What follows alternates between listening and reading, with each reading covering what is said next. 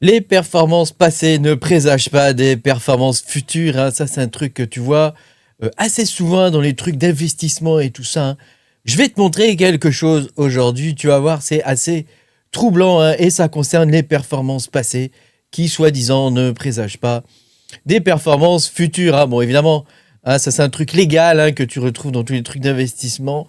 Mais tu vas voir, il y a quand même des choses sur lesquelles on peut douter, hein, et on va voir ça dans cette vidéo. Pense à me mettre un petit pouce bleu, comme ça, regarde, comme ça, à t'abonner à la chaîne. Si t'es pas abonné, je te rappelle que tu peux me soutenir, hein, en allant sur patreon.com/makertronic, hein. Tu peux avoir mes vidéos de mining, de minage, hein, exclusives, hein, parce que moi je suis mineur de crypto-monnaie depuis 2018, 2019, hein, dans ces eaux-là. Et j'ai commencé à miner toutes sortes de choses, hein, de l'Ethereum. Mais je me suis vite ennuyé avec l'Ethereum, donc j'ai commencé à miner toutes sortes de trucs. Et c'est comme ça que j'ai découvert le spec mining, hein, c'est-à-dire le minage spéculatif où on mine des coins qui n'existent pas encore, hein, que personne ne connaît, qui ne sont pas listés, etc. Et donc on essaie d'arriver le plus tôt possible dans les projets pour avoir le plus de coins possible, hein, parce que c'est le nerf de la guerre, hein. Plus tu as de coins, plus tu as de chances de gagner plein de sous, hein. Voilà, c'est le nerf de la guerre, hein. C'est comme ça que ça fonctionne. Je te rappelle que je suis pas conseiller financier. Si tu cherches un conseil financier, mon ami, appelle ton banquier, hein. Il sera content de t'entendre. Alors, on va pouvoir commencer cette vidéo du jour, hein. Alors, je voudrais te montrer un truc. Moi, ça m'interpelle. Donc, je voudrais te le montrer parce que je me dis que peut-être que toi aussi, ça va t'interpeller. Ça, c'est l'année de 2024, de 2023, pardon, ici, tu vois. Octobre 2023 à novembre 2025. Donc ça, on a 2 ans ici, tu vois. 2 ans de montée, hein, quasiment sans discontinuer, hein. Et je vais te faire voir un truc. On a ici donc une montée. Donc tu vois, on a une première bulle ici, une deuxième ici et une troisième ici. Et au niveau de la ligne, donc on touche évidemment en bas. On touche évidemment ici et on touche ici. Donc tu as vu, le principe, il est simple, hein. Et on a un bignou ici, hein, qui permet, voilà, de dire, tu vois, on a... J'essaie de t'expliquer ça le plus simplement possible, hein. Et on a ici, tu vois, un schmurz ou un bignou. Tu choisiras le mot que tu préfères, hein, comme ça. Maintenant, on va regarder ce qui s'est passé en 2021. Nous voilà en 2021. Alors, regarde, je vais élargir un peu le truc. Et donc, tu vois, j'ai déjà tracé le trait, hein, pour 2021. Et donc, tu vois, ici, donc de décembre 2020 jusqu'à avril 2021, on a cette montée, hein, qui a monté, du coup, sans discontinuer aussi, hein. Et regarde, hein, parce que c'est vrai que ça apparaît pas forcément au premier coup d'œil.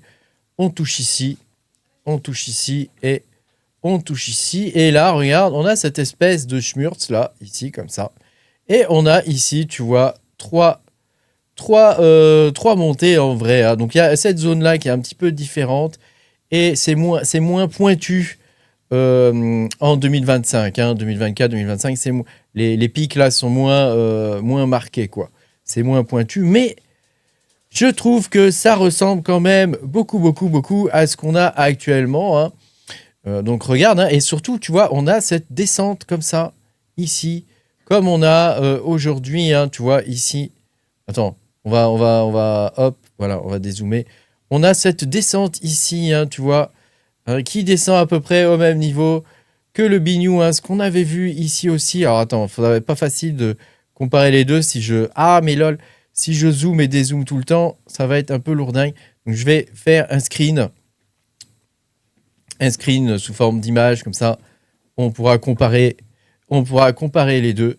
Regarde, je vais screener le truc. Toc, voilà. Donc là, j'ai la copie d'écran. Et tu vois, on va retourner, donc pour le coup, en 2025. Mais moi, je trouve qu'il y a des similitudes, hein. Je trouve qu'il y a des similitudes. Alors, attends, je vais ouvrir le fichier. Alors, regarde, voilà le fichier. Hop. Donc, attends, j'ouvre l'image. Voilà, regarde. On va se mettre un truc... on va se mettre un truc comme ça, voilà. Comme ça, tu vois, je vais enlever ma tête, hein, des fois qu'elle gêne. Quoique, ça va. Et regarde, hein, regarde comment c'est, hein. Donc du coup, hein, t'as vu, hein, moi je trouve que ça ressemble quand même pas mal, hein. On a pareil, ici on a un scrogneux, un autre scrogneux ici. Tu vois, mon langage est très très technique, hein.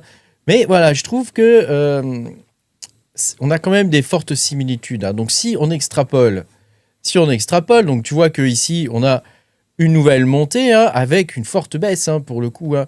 Une baisse qui descend jusqu'au premier endroit où ça touche, hein. Et donc ça veut dire, si on extrapole toujours, hein, qu'on pourrait avoir quelque chose comme ça. Alors attends, on va le dessiner.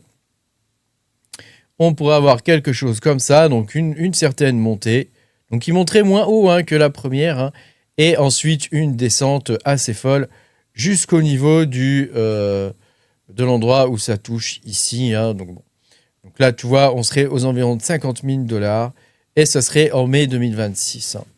Donc je sais pas ce que tu penses de ça. Moi, je trouve que c'est quand même assez étonnant. On aurait ensuite une latéralisation comme ça, hein, et puis après, derrière, on repartirait vers des plus hauts. Est-ce que les cycles, tu sais, moi j'ai remarqué un truc, hein, c'est que les cycles s'allongent de plus en plus, hein. Ici, tu vois que notre cycle là, il est déjà, hein, je suis quasiment, bon, si on part d'ici, hein, on est quand même quasiment sur 2 ans, une durée totale de 2 ans, hein. Ici, on a un cycle, tu vois, qui a duré 2001 jusqu'à 2020, ouais, allez, jusqu'ici là, 2021, tu vois, ici, on a duré 2 ans aussi, hein. Et si on va plus bas, bon là on le voit pas, mais on a des cycles qui étaient encore plus courts, hein. Donc on voit bien que là on a un allongement des cycles. Alors effectivement, comment dire, les performances passées ne présagent pas des performances futures, hein. Pas parce qu'on a ça dans le passé qu'on va voir ça dans le futur. Mais je trouve quand même qu'il y a, il y a quand même des ressemblances assez flagrantes, hein, je trouve. Je peux me tromper, mais je trouve quand même qu'il y a quelque chose qui ressemble beaucoup à ce qu'on a déjà vu. Et ça voudrait dire que pour le coup, le cycle actuel serait extrêmement long, hein. On serait sur un super cycle, hein, qui durerait peut-être 10 ans, hein. Donc peut-être qu'on est rentré au début d'un cycle qui serait vraiment extrêmement long et qu'effectivement les cycles de 4 ans n'existent plus, hein. Alors il faut bien comprendre que quand on analyse des chartes, hein, comme ça, on analyse ce qui s'est passé avant, hein. Donc c'est quelque chose qui est déjà dans le passé, hein, les prix passés, etc. On essaie, avec le passé, de deviner l'avenir. Mais bon, ça reste quand même très spécial, quoi, hein. Je veux dire, c'est un peu de la pensée magique quand même, hein. C'est pas parce que ça s'est passé comme ça avant que ça va se passer différemment maintenant. Il y a pas mal d'éléments qui rentrent en compte, hein. Il y a l'arrivée, évidemment, des ETF et donc des institutionnels. On a l'arrivée des entreprises Bitcoin, hein, dont le modèle économique est d'acheter du Bitcoin. On l'a vu récemment avec la présentation d'Éric Larchevêque, hein, qui a présenté donc son entreprise qui va donc acheter et thésauriser du Bitcoin. Au-delà, évidemment, du message politique qu'il peut y avoir derrière, hein, parce qu'il y a toujours un message politique derrière Bitcoin. Et on a aussi des facteurs macroéconomiques qui sont dynamiques, hein, qui sont différents de ce qu'on pouvait avoir en 2021. Tu te rappelles, 2021, c'était quand même des années assez particulières, hein, où les gens étaient enfermés chez eux et tout. C'est quand même spécial, hein. Donc tu comprends qu'on est vraiment à la croisée des chemins, je pense, hein. Cela dit, moi, quand je vois ça, alors évidemment, c'est moins abrupt, et c'est normal, hein, parce que ça, comment dire, ça a tendance à s'écraser, hein, au niveau de Bitcoin, hein. On le voit par exemple avec la Power Law, hein, qui essaie de prédire les prix. Ça a tendance à s'écraser. Mais là, regarde, on a quand même des paramètres qui ressemblent beaucoup, beaucoup, beaucoup. Regarde, je te remontre, hein, le truc, hein, ça se ressemble quand même pas mal, hein. Et ça, c'est en 2021. Regarde, et ça, là, on est en 2025, hein, donc on a vraiment quelque chose qui se ressemble. Tu vois, on a le pic ici qui est un petit peu différent, hein, les têtes de chapeau sont plus pointues en 2021. Hein, je sais pas comment on peut appeler ça, tête de chapeau, les pics de bulles, hein, comme certains appellent ça. Mais on a quand même une forte ressemblance.